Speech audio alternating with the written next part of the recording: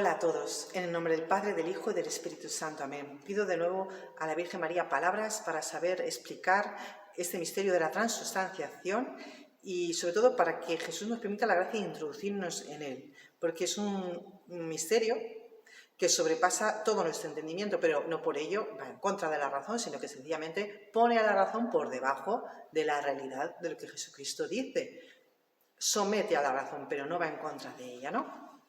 Bueno, pues el otro día lo dejamos en la palabra substancial. Quedamos en que iba a explicar un poquito. No me voy a meter en camisas de 11 varas, que diría mi padre, sino voy a hacer un poquito, intentar definir un poquito la palabra sustancia, que es otra palabra que todo el mundo da por hecho lo que significa, pero realmente a la hora de la verdad, pues nos quedamos un poquito dudosos, ¿no? La sustancia es más fácil de lo que parece. Es lo que es una cosa a sí misma y lo diferencia de otras. Y no es otra cosa, o sea, ni más, ni menos, ni menos, ni más. Aunque no sepamos explicar lo que es la palabra sustancia, continuamente nos estamos moviendo por categorías de sustancia, porque si no, no nos entenderíamos. No es lo mismo hablar de un sacramento que de un sacramental. No es lo mismo hablar de un rosal que de una adelfa. No es lo mismo hablar de, por ejemplo, no se me ocurre nada, de un bicho que tengo aquí delante que parece una mosca pero no es mosca, que de una abeja. Son cosas distintas. Entonces la sustancia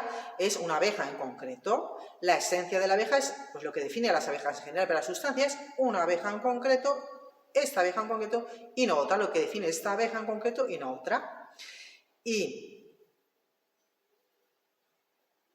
también la sustancia no solo es la abeja en concreto, sino también lo que define a las abejas en concreto, ¿vale? Entonces ahí se diferencia un poquito entre la sustancia primera y segunda. Eso es un lío de la metafísica que ahora mismo no nos vamos a meter. Nosotros lo que nos interesa saber es que la sustancia de algo es lo que es en sí mismo, y no otra cosa, ¿vale? Algo muy sencillo que continuamente manejamos, porque si no sería imposible entendernos, ¿no? Estaríamos hablando ya no solo arameo, árabe y ruso, y chino, sino estaríamos hablando idiomas, ya no solo idiomas distintos, sino es que sería imposible entendernos si lo que yo llamo mosca es lo mismo que entiende el otro por mosca, ¿vale? Pues lo mismo, la sustancia de la Eucaristía es el cuerpo, la sangre, el alma y la divinidad, ¿vale?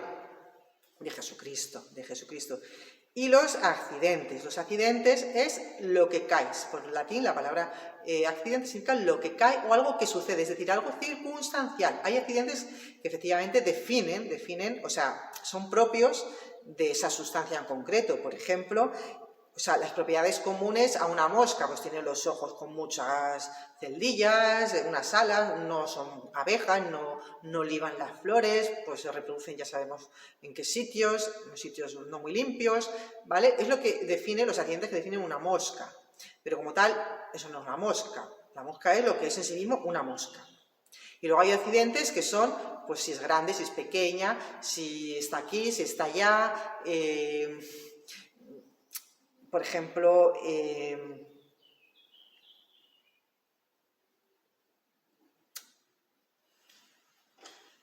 iba a decir, si la mosca me molesta, no me molesta, eso no sé si forma parte de los accidentes de la mosca, ¿vale? Yo ahí me pierdo un poco, ¿vale? Pero lo que quiero decir, los accidentes es algo circunstancial, que no es en sí mismo lo que es la cosa en sí misma, ¿vale? Entonces, esto es importante, ¿por qué? Porque es que precisamente cuando se habla de la Eucaristía, del milagro de la Eucaristía, de la transustanciación, es que lo que se hace es diferenciar entre lo que es la sustancia de algo, lo que es en sí mismo, y sus accidentes, que son no solo variables, sino que es que además, normalmente la sustancia y los accidentes van juntitos siempre, porque si no, no hay objeto en sí mismo, no sería otra cosa, efectivamente dejaría de ser lo que es, pero es que en el gran milagro de la Eucaristía lo que sucede, que es algo inaudito, algo que solo sucede en la Eucaristía, es que el pan y el vino dejan de ser lo que es decir, dejan la sustancia de lo que son, para convertirse en el cuerpo y la sangre y la alma y la divinidad de Jesucristo, que, aunque tenga la apariencia del pan y del vino, tiene los accidentes, pero no tiene la sustancia del pan y el vino. Es lo que se llama transustanciación. Es importante este concepto, muy importante. No es un concepto enrevesado filosófico, pues estos que supuestos grandes filósofos que tienen cabezas así, se pasan toda su vida pensando y uno llega y uno no entiende nada, ¿vale? No, son cosas como muy evidentes. Otra cosa es que la transustanciación es algo tan impresionante, tan sobrenatural, es el milagro de los milagros por excelencia, que nos supera la razón, pero no es irracional, ¿vale? No es irracional. Entonces, así es el milagro de la Eucaristía. Las sustancias del pan y el vino se convierten en el cuerpo y la sangre de Cristo, mientras que permanecen los accidentes, o sea, lo que es, lo que sucede, lo que es circunstancial, los accidentes de pan y de vino, el color, el sabor, la textura. Pero ya no es pan y el vino, es un milagro extraordinario y es el único suceso en este mundo en que los cambios de sustancia se den sin cambios de accidente, ¿vale? Porque normalmente, o sea, no normalmente, sino donde hay una sustancia de algo, donde hay un objeto, un rosal, lo que hemos dicho, una delfa o cualquier objeto, la sustancia del rosal, lo que es en sí mismo, está unido a cómo es ese rosal, porque es que si no, pues tampoco seríamos capaces de vivir, de aprender la realidad, de ver, tocar, porque es que al final eso nos volveríamos locos. Lo que estamos tocando no es lo que estamos tocando, lo que estamos viendo es lo que estamos viendo. No, no. Siempre algo que es sustancial, que es lo que es, está unido a unos accidentes materiales, pues que es el color, la forma, dónde está, la duración, la vida, la longevidad, etcétera, etcétera, ¿vale? En el caso de la Eucaristía se produce este milagro extraordinario, importante, porque hace relativamente poco, ahí en Holanda, se hablaba de la transignificación, que es que cambia de significado, no. Esto es un error muy grave, que viene precisamente de Lutero, del protestantismo, que es que precisamente, bueno, pues tú comes el pan y el vino, pero es como si fuera algo que significa el cuerpo y la sangre de Cristo. Sí, lo tienes veneración porque significa. No, no significa. Es el cuerpo, la sangre de Cristo, vivo, presente, resucitado, con su alma viva, su inteligencia, su corazón palpitante, su voluntad, vivo, resucitado, y su divinidad. Todo esto lo hace porque es Dios. Y así San Ambrosio nos dice: la palabra de Cristo, es decir, el Verbo encarnado, que pudo hacer de la nada lo que no existía, o sea, toda la creación no solo la hizo el Padre, la hizo también el Hijo y también la hizo en el Espíritu Santo, porque la creación es obra de la Trinidad, lo mismo que la redención es obra de la Trinidad y la santificación es obra de la Trinidad. Así que la palabra de Cristo, el verbo que es Cristo, que no pudo hacer de la nada lo que no existía, no puede cambiar las cosas existentes en lo que no eran todavía. O sea, no puede cambiar lo que es el pan y el vino en lo que es su cuerpo y su sangre. ¿Por qué? Porque yo lo diga. No, Dios, que te ha creado, es mucho más grande de lo que tú puedes pensar e imaginar. Y eso no es una aberración de la razón, no repugna a la razón, somete la razón, ¿vale? ¿Por qué? Porque es Dios. Y Dios es mucho más grande de lo que tú crees, de lo que yo creo. Y así dice San Ambrosio: no es menos dar a las cosas su naturaleza primero, no es menos crear algo que cambiarlo. Vale, pues, ¿por qué? Porque Dios, igual que pudo hacer de la nada lo que no existía, puede cambiar algo que es una cosa en otra, puede cambiar el pan y el vino en su cuerpo y su sangre, aunque parezca pan y vino. Así, el Concilio de Trento, que es uno de los dogmas más importantes de nuestra fe, dice: por la consagración del pan y del vino se opera la conversión de toda la sustancia del pan y la sustancia del cuerpo de Cristo nuestro Señor. Todo el pan en su cuerpo. Y de toda la sustancia del vino, o sea, todo lo que es el vino en sí mismo, y que no es otra cosa, en la sustancia de la sangre de Cristo. O sea, deja de ser vino para ser su sangre.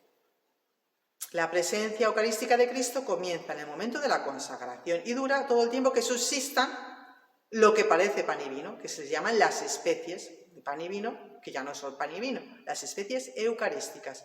Es decir, todo lo que dura los accidentes del pan, lo que tarda en degradarse el vino en nuestro organismo, o que tarda en degradarse el pan en el exterior, en el sagrario, que dura muchísimo, la apariencia del pan, o que tarda en degradarse en nuestro interior por la digestión, pues eso es el tiempo que dura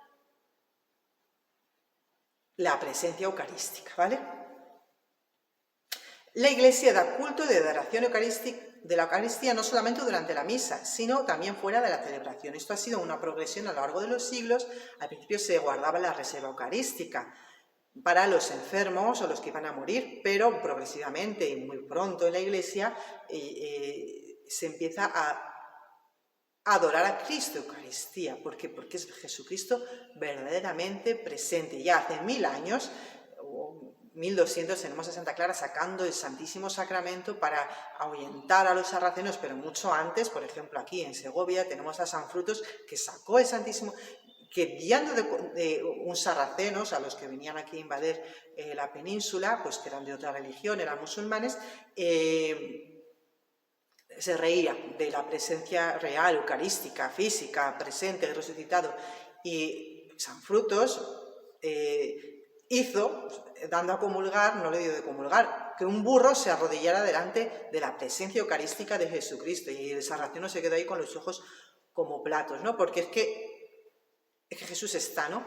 Y además, por ejemplo, tenemos a Carlo Acutis, que es un chaval que murió con 15 años hace poco, ya está beatificado, que precisamente se dedicó los últimos tiempos de su vida a hacer una exposición de milagros eucarísticos que ha recorrido ya pues mucho España y mucha parte del mundo, que es súper interesante, porque precisamente va recorriendo a lo largo de los siglos cómo esa presencia tan puesta en duda, incluso por sacerdotes, pues por dudas de fe, ¿verdad? Que también nosotros pues somos muy débiles y tal, con los famosos milagros eucarísticos en lo cual aquello que parece vino se convierte en sangre y se analiza y ahí aparece pues lo que es la sangre humana o trozos de lo que parece pan y también aparece pues cartiga, esto, ¿cómo se llama? Las válvulas del corazón, todo esto. Cantidad de milagros eucarísticos a lo largo de toda la historia de la Iglesia, ¿vale? Que Jesús permite, ¿para qué? Pues para venir a reforzar nuestra fe, que es tan pequeña. Y precisamente Carlo Acutis pues, nos dice esto, nos dice, no solo Carlo Acutis, le dice, que Dios, eso lo digo yo, que Dios es tan grande como nuestro Dios, que tiene a sus dioses tan cerca, ¿no? Tan cerca como nosotros en la Eucaristía. Pues es que eso dice Carlo Acutis, es que cuando Jesucristo caminaba por nuestra tierra, en carne mortal, era más difícil acercarse a él. Primero, 30 años que pasó escondido. Y luego de esos 3 que pasó de vida pública, primero en Judea, luego en la Decápolis, luego en Galilea, luego aquí, luego allí, no había coche, no había tren, no había nada. Entonces, y luego siempre rodeado de gente, bueno, ya veis a la hemorroísa lo que le costó llegar a él. O sea, que no era tan sencillo. Es verdad que luego él era tan bueno que llegaba a todo el mundo. Pero vamos, y ahora nosotros que lo tenemos al lado de casa, todavía, que no creamos que esto va a ser para siempre, ni mucho menos, porque si no tenemos fe, él es muy paciente, pero hay hechos objetivos donde la Iglesia ha desaparecido, pues no sé, y nadie dice que tenga que estar aquí en mi barrio siempre, Jesús Eucaristía, si es que si nadie le hace caso. Bueno, pues también la Santa Madre, Santa Teresa de Jesús, nos habla en su comentario al Padre Nuestro. Haced esto en memoria a mí, no, perdón, esto es, danos hoy nuestro pan de cada día, ya no sé ni lo que digo, pues este pan de cada día claramente siempre se ha referido a la Eucaristía, ¿vale? Directamente. Y ella dice, bueno, es que me río de la gente que dice que le gustaría vivir en tiempos de Jesucristo porque así como que tendría más fe o algo así. Dice, no, si eso es mentira, si Jesucristo lo tenemos igual presente, con la misma potencia, la misma capacidad de hacer milagros, lo mismísimo, aquí al lado, en nuestros sagrarios, si le comulgamos si queremos, si estamos en disposiciones, y en caso que le hacemos, ¿no? Pues lo tenemos mejor, más fácil. Y si no le hacemos caso ahora, menos caso le haríamos hace 2000 años. Sí, es muy curioso esto. Y también San Manuel González, que es el obispo de los Sagrarios Abandonados, que es otro santo eucarístico aquí español, pues dice lo mismo. Dice, es que todo el mal del mundo, o sea, todo el mal del mundo, a mí esto me impresiona mucho, viene, todo el mal del mundo viene, o sea, todo, dice, incluido enfermedades y tal, viene por desconocer la presencia eucarística de Jesucristo en medio de nosotros, por dejarle solo y abandonado. Francisquito, el niño de Fátima, que decía que Jesús está triste, porque está solo, y a veces no iba a la escuela, que no era obligatorio en aquel entonces, para quedarse con Jesús, Eucaristía, hacerle compañía, y así se hizo santo, como Carlo Acutis se ha hecho santo precisamente acompañando a Jesús Eucaristía desde que era niño. Esto es muy impresionante, es que nos reímos, y desgraciadamente aquí en España, por obra y gracia de los medios estos de comunicación, más media y películas y tal, se ha extendido una palabra que es que es blasfema en sí misma, que es sacrílega, que es emplear la palabra hostia, que viene del latín, que significa víctima, víctima de sacrificio, que es Jesucristo mismo, la hostia que se ofrece en la misa, de una manera, emplear esta palabra de una manera blasfema, sacrílega, en plan de broma, en plan de expresión, pues como un desahogo o... Bueno, no lo voy a emplear yo como se emplea, porque vosotros que sois de aquí de España y los que no sois de España, pues os podéis hacer una idea, de una manera que hasta rechina, ¿no? Y es nada más ni nada menos, muchas veces se hace sin dar cuenta, pero por obra y gracia de los medios de comunicación. ¿Por qué? Porque la presencia eucarística de Jesucristo es tan real que el demonio la odia. La odia. Y como no puede contra ella, porque no puede contra ella, pues hace blasfemias, se ríe, se burla, nos aleja de ella, nos hace creer que es mentira. Por eso no vamos a ver a Jesús Eucaristía. Estas son cosas muy interesantes para considerar. Bueno, no voy a seguir, porque puedo estar aquí toda la media hora. Voy a seguir con el tema, ¿no? Entonces, otra cosa del Concilio de Trento muy importante. Dice que Cristo está todo entero presente en cada una de las especies. Es decir, en la especie de pan no solo está el cuerpo de Cristo, está también su sangre, su alma y su divinidad. O sea, sin partes. Si yo comulgo Jesucristo, en el trozo de hostia que me toca, comulgo a Jesucristo entero. No comulgo un trocito, un cacho de dedo. No, Jesús entero, ¿vale? Esto es muy importante y forma parte del dogma de la Eucaristía, ¿vale? Lo mismo, si se comulga con la sangre de Cristo, aquellos que son celíacos, pues también comulga por entero a Cristo, no solo se toma su sangre, ni un poquito de sangre, es Cristo entero, cuerpo, sangre, alma y divinidad. Y también una gota, solo una gota, por eso es muy importante el cuidado en la misa de aquel que celebra y de aquellos pues, que luego recogen y purifican los objetos sagrados, que no caiga ninguna partícula, porque es que donde está lo que aparentemente parece pan, una sola partícula, y está todo el cuerpo, la sangre, el alma y la divinidad, todo Jesucristo. Por eso es fundamental la purificación después de la misa, los objetos sagrados y tal, y celebrar la misa con cuidado. Y de hecho, muchos milagros eucarísticos han venido de allí, del poco respeto, o algo que se derrama, el cáliz, la sangre que se derrama, o un trozo de hostia de forma consagrada, que parece pan y que queda ahí, y queda abandonado, y pasa el tiempo y de repente aquello se convierte en algo que parece carne y se analiza, y aparece ahí, pues, lo que es propio del ventrículo derecho, del corazón de Cristo, que bueno, eso es un milagro eucarístico, pero es que en ese trozo de pan, aparente pan, no es solo el ventrículo, está todo el cuerpo, la sangre y la divinidad. Esos son milagros eucarísticos que Jesús permite, ¿para qué? Para acrecentar nuestra fe, porque nuestra fe es muy débil. Y nos dice Santo Tomás de Aquino que esta presencia de Jesucristo no viene por los sentidos, bueno, esto lo vemos claramente, ¿no?, sino por la fe. Y esta fe no se apoya en otra cosa sino en la autoridad de Jesucristo mismo, de Dios, de Jesús, que ha dicho: esto es mi cuerpo y esto es mi sangre. Entonces, dice Santo Tomás, no te preguntes si esto es verdad, sino acoge con fe las palabras del Salvador, porque el que es la verdad no miente. Entonces, si Jesús dice: esto es mi cuerpo, esto es mi sangre, Él nos ha dado sobradas pruebas de que no miente, de que es verdad y que es Dios. Pues créele en esto también, créele que es su cuerpo, que es su sangre. Entonces, ahí es lo que dice Santo Tomás, ¿no? Los sentidos desfallecen, solo la fe permanece. El gusto, el tacto fallan. Sin embargo, sabemos que Jesús, Eucaristía, está vivo, presente, resucitado. Hay cambio de sustancia, pero no de accidentes, lo repito. La presencia real de Cristo no la podemos ver, solo vemos los accidentes que parecen pan y vino, la apariencia de pan y vino, pero no lo podemos captar por los sentidos. Y entonces esto es posible solo por una intervención especialísima de Dios, por el gran milagro de la Eucaristía. Lo natural sucede, lo sobrenatural, por encima de la naturaleza, sucede al lado de lo natural, de la naturaleza creada y sus leyes, de forma ordinaria. Esto es esto es impresionante. Quiere decir que nuestro Dios está tan cerca, que por eso lo banalizamos tanto y no le valoramos, porque nos parece que es más importante pues el famoso que está ahí a 3.000 kilómetros, que encima cuesta mucho dinero pagar su concierto, cuando tenemos a Jesús al lado. Lo sobrenatural sucede al lado de lo natural de manera ordinaria.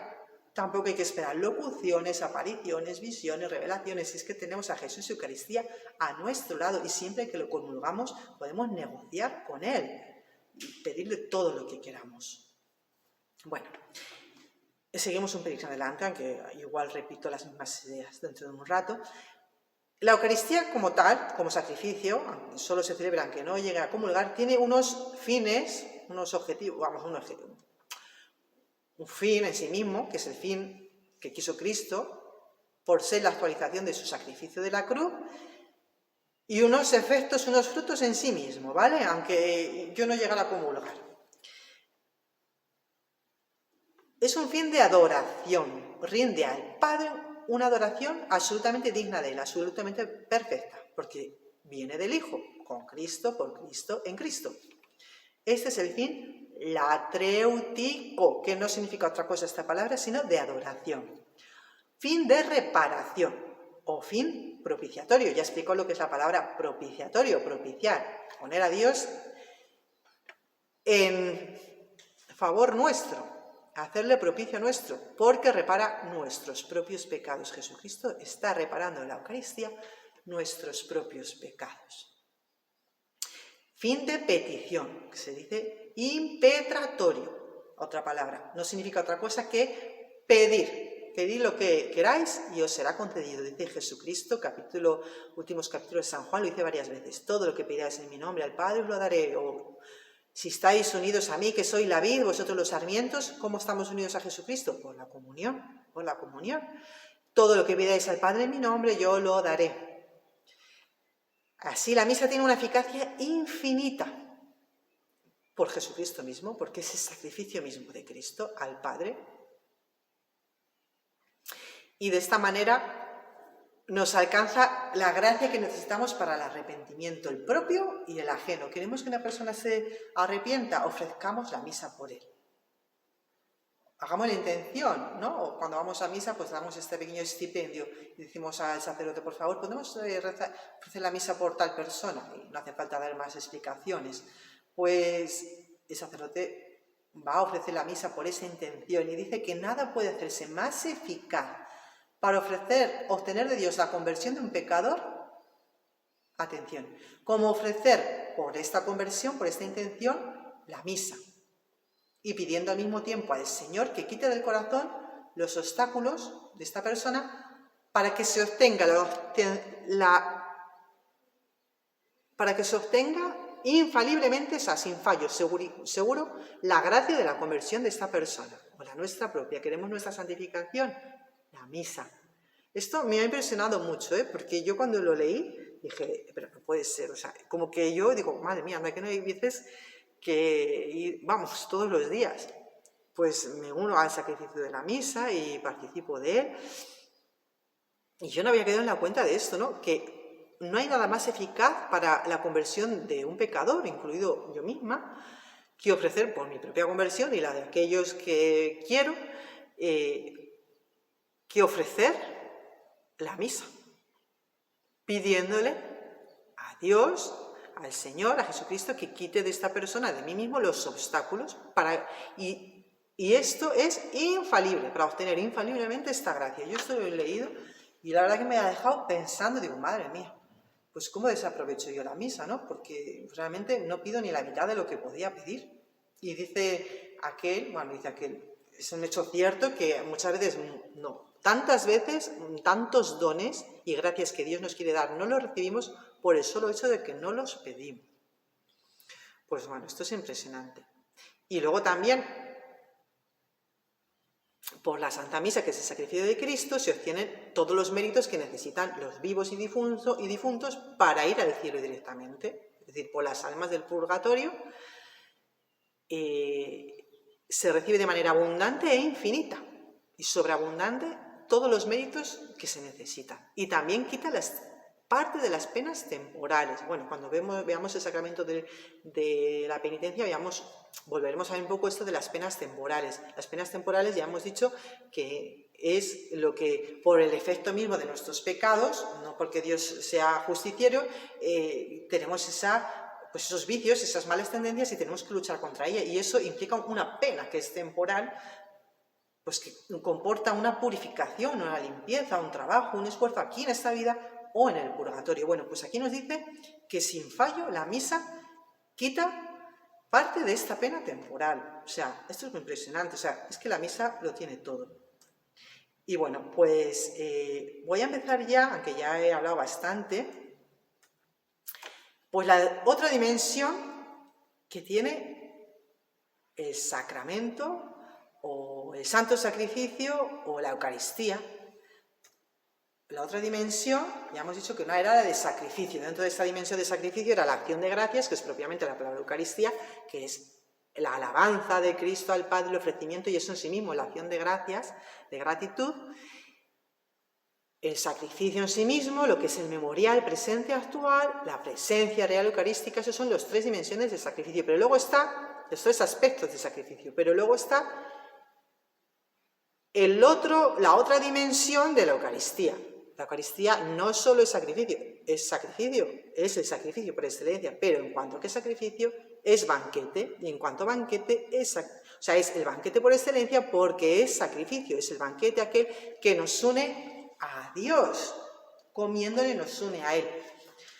La misa es a la vez y sin separación el sacrificio que perpetúa el sacrificio de la cruz. O sea, es el mismo y único sacrificio, ya lo hemos dicho varias veces. Pero aparte de ser el sacrificio, es el banquete sagrado, lo que es el sacramento de la comunión en el cuerpo y la sangre de Cristo. O sea, es las dos cosas, y esto es inseparable. Y esto es muy importante, porque hay una tendencia que ahora mismo yo no sé qué punto estamos, pero durante siglos ha sido, bueno, uno va a misa, pero comulgar era aquello más difícil que ir al Himalaya y subir los 8000, ¿no? O sea, para comulgar, bueno, la Iglesia mandaba comulgar una vez al año, pero ya está, una vez al año y ya está, porque ya más es multitud, ¿no? Y gracias a Dios, pues San Pío X eso lo liberó por completo y dio la posibilidad de la comunión diaria con una serie de condiciones. La principal y la primera es el estado de gracia, o sea, la amistad con Jesucristo, no haber caído en ningún pecado mortal. Y bueno, pues ahora mismo, gracias a Dios, se ha popularizado mucho lo que es la comunión frecuente, ¿vale? Pero es que la misa está hecha para ser comulgada, o sea, el sacrificio se hace, Jesús dice, esto es mi cuerpo, esto es mi sangre, comed y bebed, y no lo dice, o sea, no dice, bueno, comed y bebed una vez al año, o una vez cuando se os ocurra, o una vez en la vida, no, comed y bebed como alimento, danos hoy nuestro pan de cada día. Es inseparable el sacrificio del banquete, por lo tanto, nuestra gran tarea es, que no es tarea, nuestro gran regalo que recibimos es que podemos comer a Jesús todos los días, si estamos dispuestos, si no es que haya impedimentos muy graves, hay mucha gente que es verdad que no puede ir a misa todos los días, es verdad, pero bueno, lo que nos pide la Iglesia es que vayamos a misa por lo menos los domingos y las fiestas de precepto. Bueno, pues si esos domingos y fiestas de precepto yo voy preparada para comulgar, pues porque me arrepiento de mis pecados graves, los confieso, pues es que lo ideal es comulgar, lo ideal es unirse a Jesucristo, que es que para eso Él viene a nosotros. O sea, es que el gran deseo de Jesucristo es venir a nosotros.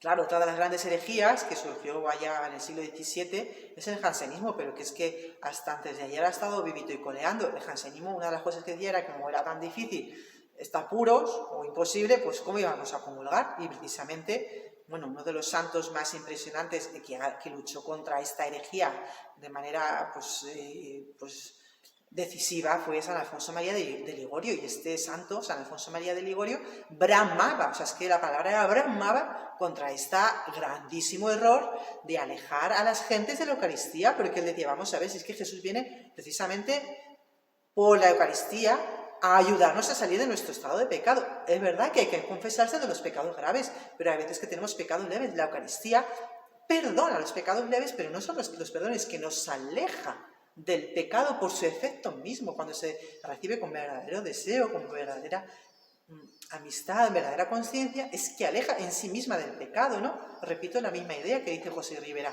que no es que sea un milagro que una persona que recibe a Jesús en su Eucaristía se sienta menos inclinada a las pasiones naturales, incluso al comer, al beber, al dormir, sino que es que como está de tal manera transida o llena de Dios, pues es que se le quitan hasta las ganas de comer, pero es que eso forma parte de la misma naturaleza humana. Si uno está viendo un gran espectáculo, pues no piensa en comer ni en beber, es que está disfrutando, o una ópera, o yo que sé, algo que le guste mucho, ¿no?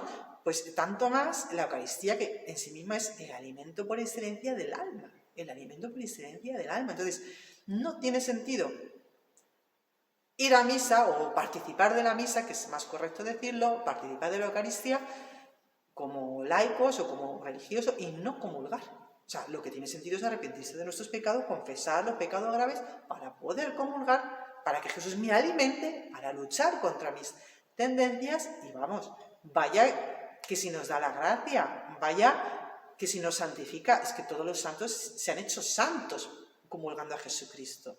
Todos, no hay ninguno que no se haya hecho santo sin comer a Jesús, ¿no?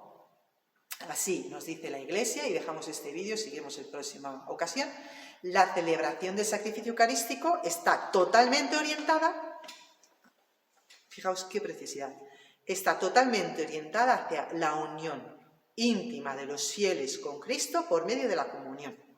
No tiene sentido, entre comillas, el sacrificio eucarístico si no lo recibimos. O sea, Jesucristo se ofreció por nosotros en la cruz para poder aplicar a cada uno de nosotros los efectos de su redención, que es librarnos de los pecados en particular. Si luego no le comemos, es que no se están aplicando a nosotros los efectos de la redención. ¿Veis qué impresionante? No nos podemos santificar. Y así comulgar es recibir a Cristo mismo, que se entregó por nosotros. Bueno, pues vamos a dejarlo aquí y el próximo día seguimos con esta idea del banquete pascual y de los frutos de lo que es la comunión, que es, al fin y al cabo, pues la razón principal por la que Jesús instituyó este sacramento, que es comerle y beberle. En nombre del Padre, del Hijo y del Espíritu Santo. Amén.